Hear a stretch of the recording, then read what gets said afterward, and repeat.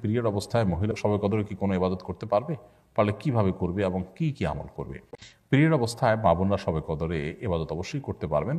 তাদের জন্য যেহেতু নামাজ নিষিদ্ধ, রোজা নিষিদ্ধ, এছাড়া কোরআনে কারিমের তেলাওয়াত স্পর্শ নিষিদ্ধ, এছাড়া বাকি যত ইবাদত আছে সেগুলো তারা করতে পারবেন। সেটা হতে পারে জিকির আসকার, সেটা হতে পারে দোয়া দুরূদ, সেটা হতে পারে আপনার আল্লাহ তাআলার কাছে কায়মের বাক্যে দোয়া করা, প্রার্থনা করা, ইসলামী বই পুস্তক পড়া, সৎ কাজের আদেশ দেওয়া, অসৎ কাজের বাধা প্রদান করা, এরকম আরও যত রকমের ভালো কাজ হতে পারে, দান সাদাকা করা, সেই কাজগুলো তারা করতে পারবেন। কোরআন কারিমের তেলাওয়াত শ্রবণ করা, শোনা, দিনই কোনো কথাবার্তা শোনা, আল্লাহ তাআলার কাছে বিশেষ করে সবচেয়ে বড় গুরুত্বপূর্ণ বিষয় হলো দোয়া করা।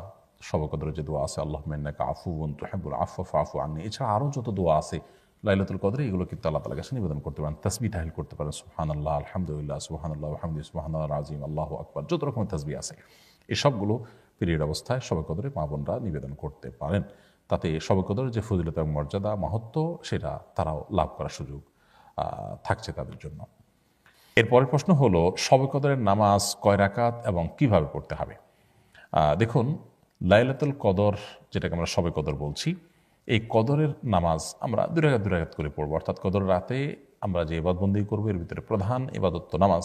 তো সেই নামাজটা দুই রাকাত করে পড়বো। হতে পারে সেটা আপনার যে কোনো ছোটো ছোটো সূরা দিয়ে, কিংবা বড় কোনো সূরা দিয়ে। আপনার যদি বড় সূরা মুখস্থ থাকে তো বড় সূরা দিয়ে করলেন, ছোটো সূরা দিয়ে মুখস্থ হলে একটা সূরা কয়েকবার করে পড়লেন। তবে লক্ষ্য রাখতে হবে এই নামাজগুলো যেন অনেক লম্বা সময় ধরে হয়, ধীরস্থিরতার সাথে হয়। রুকু হবে অনেক দীর্ঘ, রুকু থেকে সুন্দর করে সোজা হয়ে উঠে টান হয়ে দাঁড়িয়ে অপেক্ষা করবেন একটু, এরপর আস্তে আস্তে আপনি সিজদা যাবেন। সিজদায় যত বেশি সময় ব্যয় করতে পারেন তত ভালো।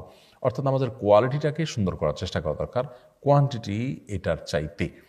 আমরা অনেকে এই জাতীয় সময়গুলোতে, লাইলাতুল কদরে বা এই জাতীয় শবে বরাতে দেখা যায় যে আমরা হিউজ পরিমাণ নামাজ পড়ি, অথচ হুলস্থুল করে তাড়াহুড়ো করে। এটার কোনো গুরুত্ব নেই, বরং গুরুত্ব হলো সুন্দরভাবে সালাত আদায় করা। সো লাইলাতুল কদরের নামাজের নিয়ম হলো দুই রাকাত করে পড়বেন। সলাতুল লাইলি ওয়ান নাহারি মাসনা মাসনা, নবী সাল্লাল্লাহু আলাইহি ওয়াসাল্লাম বলেছেন রাত এবং দিনের নামাজ দুই রাকাত করে পড়বেন। এই দুই রাকাত নামাজ যত সময় নিয়ে পড়তে পারেন ততই ভালো। 4 রাকাত পড়তে পারেন, 6 রাকাত পড়তে পারেন, 8 রাকাত পড়তে পারেন, যত রাকাত সংখ্যক আপনি পড়বেন, কিন্তু কোয়ালিটি যেন সে ঠিক থাকে, আস্তে আস্তে যেন পড়েন, সেটা খেয়াল রাখবেন।